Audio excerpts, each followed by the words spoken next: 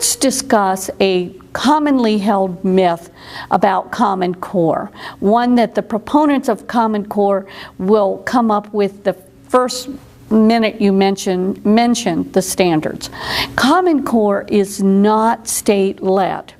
Its origins trace back to the National Governors Association, the Council of Chief State School Officers, and Achieve Incorporated. The NGA and the CCSSO are trade-based organizations in Washington, D.C. They are not in the states, even though you would presume from the name that the governors are involved and the chief state school officers. They are not. These are trade-based organizations. Achieve Incorporated is a foundation, a front for these two trade organizations to kind of deflect the Washington-based away from them. Now, these groups wrote Benchmarking for Success. The last part of Benchmarking for Success called for a set of national standards. Tony Bennett had been a major player in this, Dr. Tony Bennett, and Arne Duncan, Secretary of Education, at the press conference when it was released, was through his absolute support, full-hearted support behind a set of national standards. These national standards were created by the very groups that called for them, the NGA and the CCSSO and Achieve, put together the Common Core standards.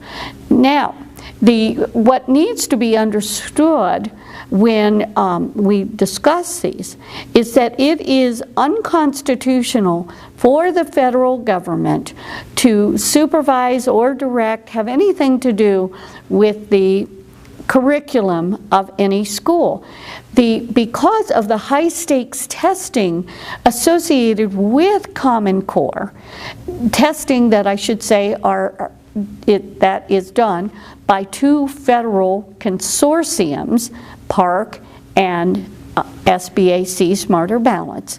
The curriculum is going to align itself with the standards and teach to the standards because of the accountability that is held by the teachers for teaching these and the students succeeding. What's missing in this picture is any local input from the school boards, from the parents, from the teachers, from the superintendents.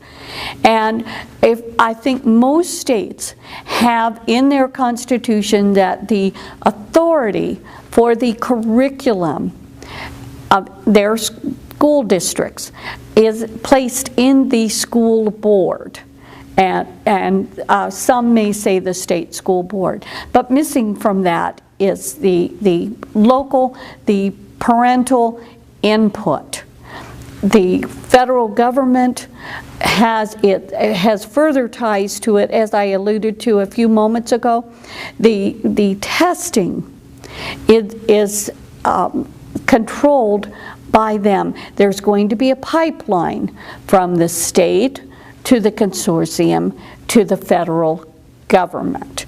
We need to realize, and you may have to do a little digging, but the fingerprints of the federal government, its support, and the support of such people as Bill Gates, who to date has funded his intentions to have national standards to the tune of over $150 million.